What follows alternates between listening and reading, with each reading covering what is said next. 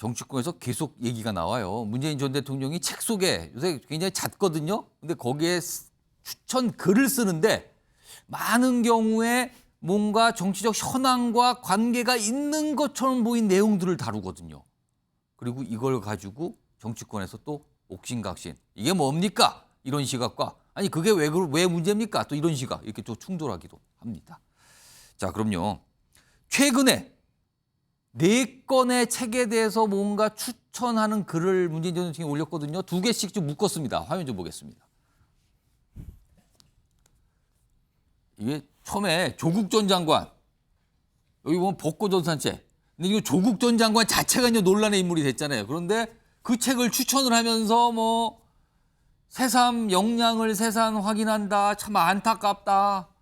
뭐 대단한 인물인데 참 뭐 그렇다. 뭐 이런 내용을 올리는 거예요. 그래서 또 논란이 한번 됐었어요. 그리고 그 앞서서는요. 이건 좀 시간이 꽤 지난 건데 이게 뭡니까? 짱깨주의의 탄생이라는 책이 있었어요. 이것도 추천을 했는데 중국을 어떻게 보는가 이런 관점에 대한 설명을 한 건데 다양한 관점을 볼 수 있다. 그리고 언론이 전하는 건 언제나 진실은 아니다. 그러면 이게 언론이 거짓이다. 약간 이런 느낌을 주는 뭔가를 글을 올린 거예요. 그러니까 뭐 약간 느낌상으로는 속지 마세요. 뭐 이런 느낌도 들은 추천 글이었거든요. 이것도 논란이 됐어요. 이 2가지가 먼저 있고요. 다음 보겠습니다.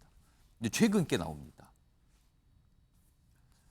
지난 4일에는 경제학 레시피라는 이런 책을 소개하면서 이것도 논란이죠. 경제학을 전문가에 맡겨두면 지배 이데에 올리기에 휘둘린다. 그래서 나온 때 당시의 논란이 아니 그럼 전문가가 경제를 안 하면 아마추어가 하는 겁니까? 뭐 이런 얘기까지 나왔어요. 자, 그리고요. 최근에 이거죠. 1950 미중 전쟁, 그러니까 6.25 전쟁, 한국 전쟁을 국제전, 미중 대리전 뭐 이렇게 본 책을 소개하면서 국제전임을 보여준다. 그냥 여기에 공감하는 듯한 이런 추천글을 계속 썼거든요, 여기다. 그래서 이렇게 차례대로 논란이 됐습니다. 이 책 추천을 할 때마다. 자, 그럼요. 이 마지막 장면, 마지막 책 추천 관련해서 여당 내에서 계속 쓴소리를 좀 내놓고 있죠. 들어보겠습니다. 문재인 전 대통령이 6.25 전쟁 73주년을 맞은 날 1950 미중 전쟁이라는 책을 소개하며 한국 전쟁이 국제전이었음을 보여준다. 한국 전쟁에 작용한 국제적인 힘이 바로 대한민국의 숙명 같은 지정학적 조건이라는 글을 올렸습니다. 6.25 전쟁을 항미 원조 전쟁이라고 칭하는 중국의 시선을 그대로 답습하려는 것입니까? 적을 적이라고 부르지 못하고 남침을 남침이라 이야기하지 못하는 문재인 전 대통령이 진정 대한민국의 대통령이었다는 사실이 너무나도 부끄럽습니다. 자, 정미경 전 최고위원 나와 계신데요. 그러니까 중국의 시선을 그대로 우리가 갖고 와서 답습하는 거냐? 아니 그리고 6.25 당시에 북한이 적인데 적을 적이라고 지금 못 부르는 거냐? 이게 지금 여당에서 비판하는 뭐 여러 가지 줄기 중에 하나인데 이거 어떻게 보십니까?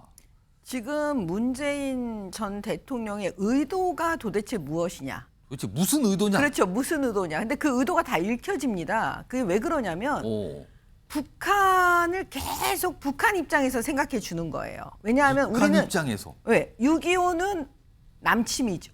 예. 북한의 김일성이 남쪽으로 침략해 왔습니다. 그러니까 침략 전쟁이라고 다들 그렇죠. 우리 다 부정적으로 알고 있어요. 예. 예. 근데 그 부분을 마치 흐리고 있어요. 인정하지 않는 듯한. 이걸 국제전이라는 식으로 지금 호도하고 있는 거죠. 그러니까 마치 북한의 김일성이 책임이 아닌 것이냐. 그러면은 미국과 중국이 전쟁한 거다. 이런 식으로. 그러니까 그 당시에는 저게 터질 수밖에 없는 전쟁이었다. 이렇게 그렇죠. 본다는 겁니까? 예, 마치 그러니까 김일성의 책임이 아닌 듯이 그 호도하는 그 의도가 숨겨져 있는 것이 아니냐. 우리는 그렇게 보고 있는 거지요. 그러니까 국민의힘 쪽에서 당연히 목소리를 낼 수밖에 없습니다. 그리고 미중 전쟁이라는 말은 누가 썼느냐? 그거는 중공이 썼어요. 중국 공산당. 예, 중공. 예. 중국 공산당이 쓴 게 미중 전쟁입니다. 그 얘기를 지금 오늘날에 지금 문재인 전 대통령이 쓰고 있는 거예요. 이상하지 않으십니까? 그다음에 저는 장하준의 경제학 레시피도 한 말씀 드리는 게요. 예. 아니 그러면 그렇게 그 장하준 씨가 했던 게 소득주도 성장이었어요. 경제를 그렇게 잘 아시는 분들이 그러면 결국은 뭐냐면 경제 잘 살렸습니까? 네, 소득주도 성장이 뭡니까? 다 속이는 건데 어떻게 보면 세금 가지고 쓰자는 거잖아요. 예. 그런 분이 어떻게 저런 얘기를 하시는지 정말 이해도 안 되고요. 예. 그다음에 지금 문재인 대통령에 대해서 많은 분들이 의구심 내는 게 바로 이 지점이에요. 오. 신영복 선생을 존경한다고 했죠. 예. 그다음에 신영복 선생이 쓴 책 이름이 더불어 숲이에요. 예. 우리 국민들께서 많이 모르실 수도 있어요. 오. 근데 그 더불어에서 지금 더불어민주당의 당명을 가져왔다라고 지금 그 얘기를 했죠. 이미 문재인 대통령이 얘기했습니다. 예. 손혜원, 그걸 쓴 손혜원 전 의원이 말을 했어요. 오. 근데 여기서 더 나가야 돼요. 옛날에 홍준표 대표가 얘기했어요. 예. 전 대표가. 뭘 얘기했냐면 이 더불어가 예. 김일성이 쓴 회고록 책 제목 이름이 뭔지 아십니까? 뭡니까? 세기, 1세기, 2세기 할 때 그 세기. 예. 세기와 더불어입니다. 아, 세기와 더불어. 네. 오. 근데 이 신영복이라는 분은요. 김일성주의자라고도 알려져 있는 분이에요. 그러면 그 더불어 숲의 더불어가 예. 김일성의 회고록 더불어와 일치되니까 예. 이상하잖아요. 그래서 문재인 전 대통령에 대해서 많은 분들이 김문수 전 지사가 사실 국회에서 얘기를 했었죠. 김일성주의자 아니냐. 아. 예, 이런 얘기들이 나올 수밖에 없는 그 근거가 지금 제가 말씀드리는 게 바탕이 되어 있는 겁니다. 자, 전재수 의원께서 지금 정미경 전 최고위원 말씀을 곰곰이 들으면서 뭔가 지금 단단히 얘기를 해야겠다 준비하신 것 같아요. 예, 말씀하세요. 아니요, 뭐 그런 것은 아니고 예. 이게 정치하는 사람들 또 정치권이 예. 이게 우리 국민들의 어떤 평균적 어떤 인식 정도는 갖춰줘야 되는데 좀 안타깝다는 생각이 듭니다. 어떻게 전직 대통령이 북한을 두둔하고 북한을 옹호하기 위해서 이 책을 추천했다라고 논평을 할 수가 있겠습니까? 그게 가능한 일입니까? 그게 가능한 일인가요? 전직 대통령이. 이건 상식적 판단의 영역으로서 불가능한 이야기다 이 말씀을 드리고요. 문재인 대통령이 그 전직 대통령으로서 어떤 논쟁적 주제를 가진 책이라든지 예. 한 번쯤 우리가 다른 시각에서 볼 만한 그런 주제의 책들을 지금 추천하고 있는 것은 사실입니다. 이것은 우리가 말하자면 우리의 대한민국이 나아갈 길 또는 우리 사회가 부족해가지고 보완하는 데 있어서 함께 고민해 볼 수 있는 책들로서 상당히 의미 있는 책들이에요. 예를 들면 예. 짱깨주의의 탄생 이 책은 있잖아요. 언론이 전하는 것이 언제나 늘 사실이 아닐 수도 있다. 이것은 다 아는 거 아닙니까? 이미 공유하고 있는 거 아닙니까? 중국에 대한 다양한 관점을 이야기를 하는 것이고 예. 조국의 법고전 산책 이건 저도 읽어봤는데 굉장히 정리가 잘 돼 있습니다. 고전으로서 아직까지 읽히고 있는 책들을 일목요연하게 문제의식들을 정리를 잘하고 있어요. 예. 이거 읽어보지도 않고 사람들이 막 비판을 하는데 한번 읽어보세요. 저도 권하고 싶습니다. 그리고 이 1950 미중전쟁 이거 같은 경우는 국내적 시각에서는 남침이 맞죠. 예. 북한에 의해서 공산화하려고 남침한 게 맞죠. 근데 국제적 시각, 그때 당시에 냉전 이데올로기에 의해서 냉전 시대가 정점에 달했던 그 시점에서 말하자면 국제적 시각에서 보면은 이러한 시각도 가능한 겁니다. 예. 좁게는 이렇게 볼 수 있지만 넓게 보자면 얼마든지 가능한 시각이거든요. 뿐만 아니고 장하준의 경제학 레시피 같은 경우는 우리가 일반적으로 전문가의 오류라고 이야기하지 않습니까?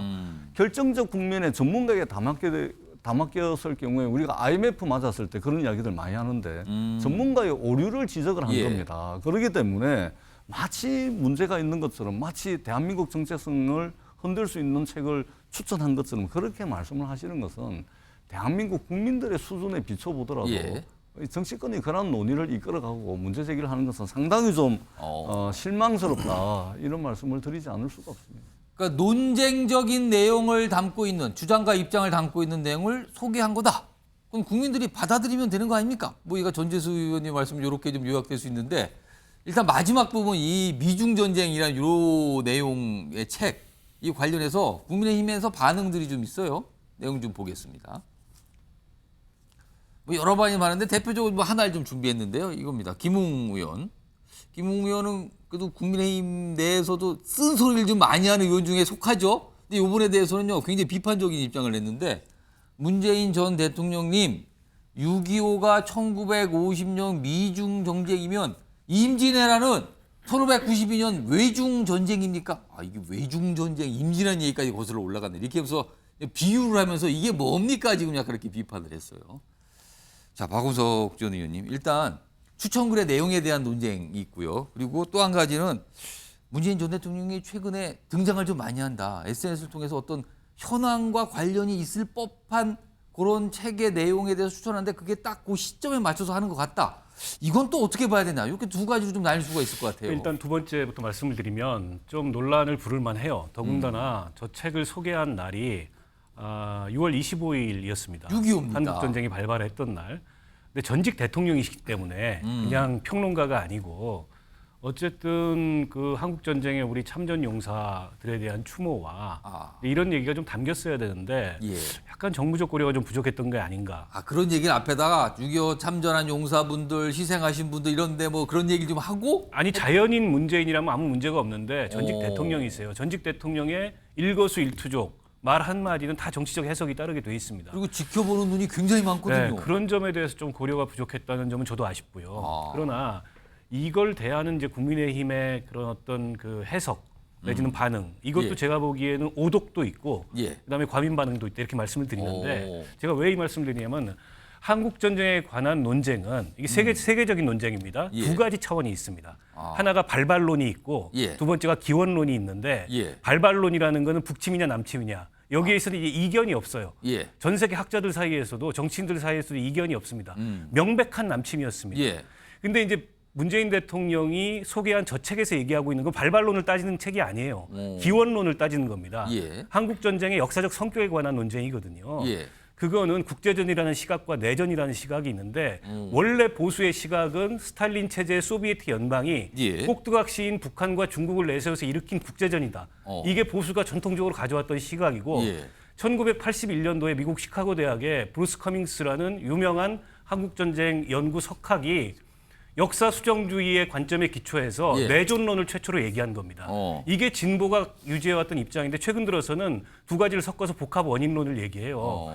근데 갑자기 보수가 전통적인 국제전이라는 입장을 버리고 저걸 갖다 발발론으로 오인하는 거죠. 저 책에서 어디를 찾아봐도 남침 북침 얘기가 안 나와요. 그건 이미 합의가 된 내용입니다. 예. 문재인 대통령도 그걸 따지자는 게 아니에요. 다만 지금도 대한민국이 지정학적 위기 속에 있습니다. 1950년대 이후에 가장 큰 지정학적 위기에 직면해 있어요.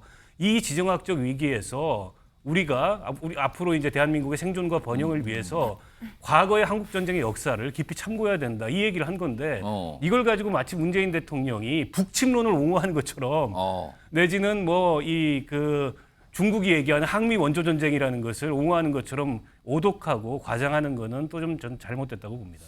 정미경 전 최고위원님 반론을- 손을 드셨어요. 말씀하세요. 네.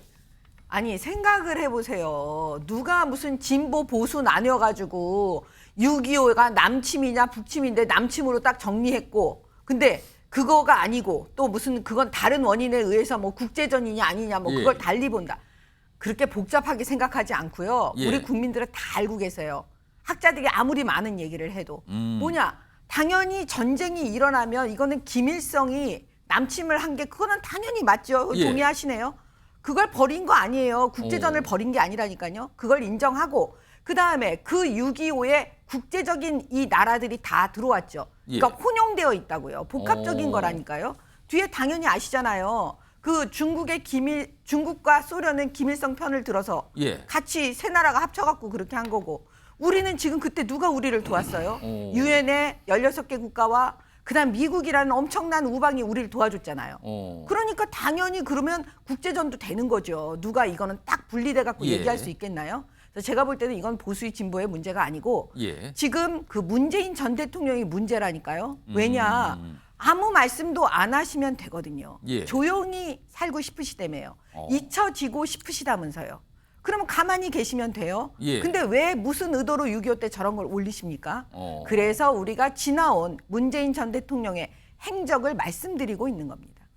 홍석주 네. 의원님께 마지막으로 그러니까 아까 저 박원석 전 의원님께 드렸던 두 번째 질문이에요. 사실은 어떤 현황과 굉장히 맥이 닿아 있는 어떤 추천글, 책을 소개하면서 추천글을 남기는데 그게 어떤 시점을 글쎄요 일부러 고려를 하는 듯한 그런 시점마다 그런 얘기를 자꾸 하고 있거든요. 이게 빈도수가 지금 따져봐도 최소 지금 4번이 나왔거든요.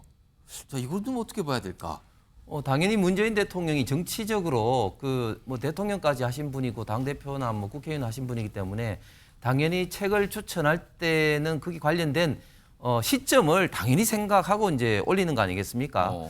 그래서 사실 문재인 대통령이 저 추천한 책을 뭐 저도 압니다만은 예. 굉장히 좀 화가 나는 게 6.25가 잘 아시는 것처럼 북한의 그 남침으로 인해서 우리 대한민국 국군만 하더라도 14만 이상이 돌아가시고 그중에 12만 명은 아직까지 유해를 찾지 못하고 있습니다. 45만 명 이상이 이제 부상을 입고 있고 유엔군도 미군 3만 3천 명을 비롯해서 3만 8천 명이 이제 남아 있고 북한군이나 중공군은 그보다 몇 배 더 많이 예. 이제 사상자가 이제 발생했습니다. 그렇게 엄청난 제2차 대전 이후에 세계 최대의 어떤 비극이고 우리 민족을 떠나서 어떤 인류 전체의 어떤 비극이라고 할 수 있는데 예. 그런 6.25 날에 이게 그 미중 어떤 뭐 대리전이었다 뭐 이런 식으로 이야기를 하는 것은 그만큼 어떤 그 6.25 때 어떤 우리 어떤 국군의 어떤 역할, 희생 이런 것이 자연스럽게 이제 파묻히게 되는 것이고 또한 북한의 그런 어떤 남침이라든지 이런 것도 자연스럽게 희석되는 그런 어떤 결과가 저 책의 어떤 제목으로 나타나는 어떤 그런 것이고 물론 어떤 국제적으로 소련과 소련이 어떤 탱크라든지 항공기를 지원하고 또 1차적으로 북한이 24단으로 남침에 들어올 때 쉽게 사단이 이제 소위 말해서 동북 항일 연문을 비롯해서 어떤 그 중공군에서 도왔고 또 그 이후로는 또 중공군이 본진이 본격적으로 예. 개입을 했기 때문에 중공도 엄청나게 했지만 그러나 명백한 가장 핵심은 결국은 남북한의 이런 어떤 피해가 있어서 아직까지 이대로 있는 거 아니겠습니까? 그런 어떤 본질을 결국은 이런 식으로 희석을 하는 것 자체가 특히 6.25 때 전직 대통령으로서 저는 예. 대단히 부적절하다고 생각합니다. 짧게 한 말씀만 드리겠습니다. 예, 전재수 의원님. 제목만 보지 마시고 그다음에 신문에서 저 논평한 것만 보지 마시고 책을 한번 읽어보세요. 읽어보시면 지금 하신 말씀들이 그런 맥락이 아니라는 걸 너무나 잘 알 것이고 그다음에 김웅 의원 하신 말씀은 임진왜란 예를 들었는데 예. 그 한국 전쟁은 냉전 시대의 절정, 냉전 이데올로기가 전 세계를 지배하던 냉전 시대의 절정에 벌어진 한국 전쟁이고 임진왜란은 1592년도에 냉전 이데올로기가 지배하던 세계가 아닙니다. 그러니까 그렇게 맥락을 다 빼버리고 그렇게 예. 자극적으로 비교하는 것도 전혀 맥락이 맞지 않다 이 말씀 드립니다. 알겠습니다. 지금 내용이 아주 치열하게 논쟁 좀 해주셨어요. 지금 말씀하신 동안 속보가 지금 하나 들어왔다고 하는데요. 자막으로 좀 소개해드리겠습니다. 자, 여기 보면요. 검찰 민주당 돈봉투 의혹 지금 이거 수사 중인데 송영길 전 대표의 전직 보좌관에 대해서 구속영장을 청구했다. 그럼 검찰이 뭔가를 파악을 한 걸까요? 구속영장. 송영길 전 대표의 전직 보좌관에 대한 구속영장이 청구됐다는 속보가 지금 방금 들어왔습니다. 이런 내용 속보로 좀 전해드렸습니다. 지금 최근에 잇따른 문재인 전 대통령의 어떤 추천글, 책 추천글 이거 가지고 좀 얘기 좀 해봤는데요. 다음 요 화면에 소개할 거는 어떤 주장 이게 조금 더 나갑니다. 조금 더 나가는데 화면 좀 보겠습니다. 여기 보면 박인환 경찰제도발전위원회 위원장 여기 검사 출신 이렇게 뭐 소개돼 있죠. 그러니까 뭐 검찰 어떤 제도 이런 거 좀 구상하고 짜고 이런 위치에 있는 분이에요. 그러니까 정부 인사죠. 근데 어제 어떤 이 자리가 있었어요. 근데 여기서 이런 얘기를 해요. 국민의 70% 이상은 대공수사권 이관이 되는 줄도 모른다 지금. 이거 지금 이관되잖아요. 대공수사권이 지금 국정원께 지금 빠져나가거든요. 이게 지금.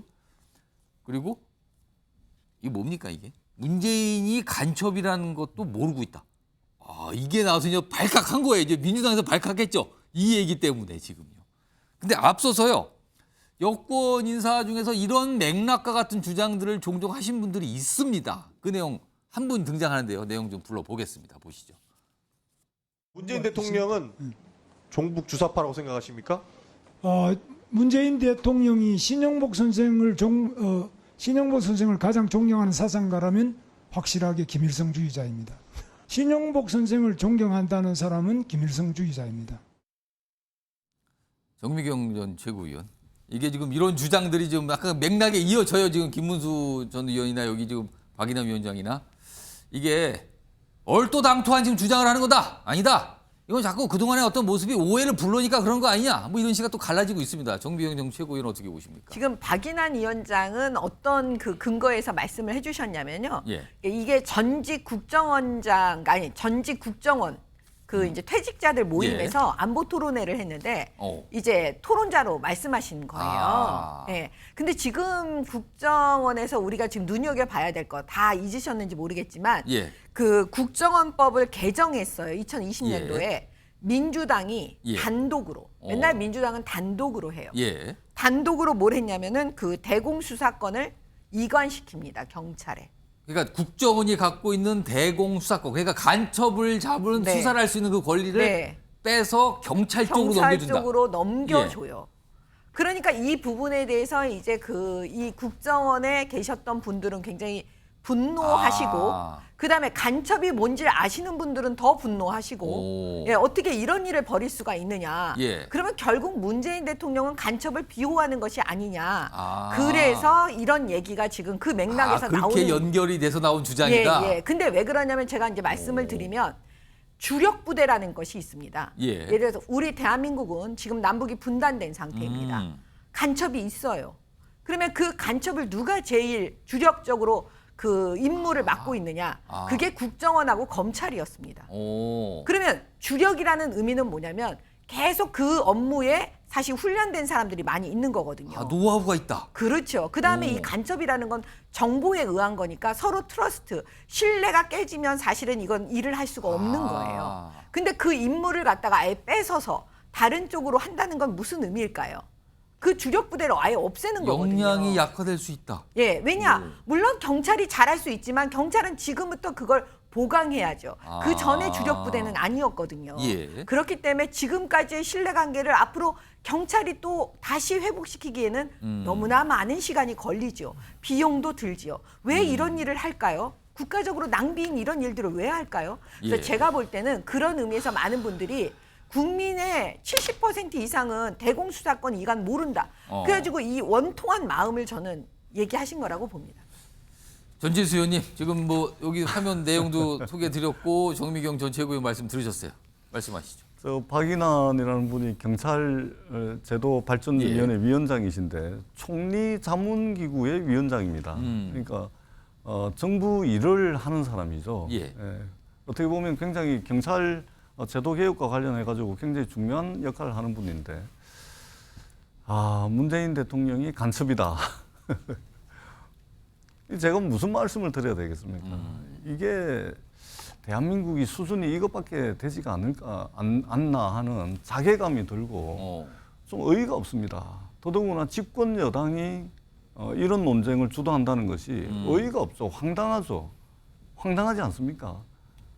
아니 도대체 간첩이 아닌 이유를 그럼 대라 그럴 텐데 도대체 무슨 말로 간첩이 아니라는 이야기를 저희가 드리겠습니까? 국민들에 의해서 선택돼서 5년 동안 부여된 권한을 의무를 대통령을 다 하고서 지금 퇴임을 한 대통령을 간첩이라고 몰아붙이고 그리고 이것이 이 한 사람의 입에 의해서 나온 것이 아니고 지금 김문수 경사노위 위원장이라든지 지금 정부 일을 하고 있는 사람들 입을 통해 가지고 지금 이런 이야기가 나오는 이 상황을 도대체 어떻게 이해를 해야 될지 모르겠습니다. 그리고 대공수사권 말씀하시는데요. 이것은 검찰, 경찰, 국정원 이 개혁 차원에서 즉 권력기관 개혁 차원에서 경찰 내에 말하자면 간첩, 대공 업무를 하던 보안과라고 있습니다. 여기를 강화를 하고 국정원은 그야말로 외국 정보기관과의 경쟁력을 키우기 위해 가지고 좀 군더더기 차원에서 몸을 가볍게 하기 위해서 경찰의 전문성을 강화시켜 가지고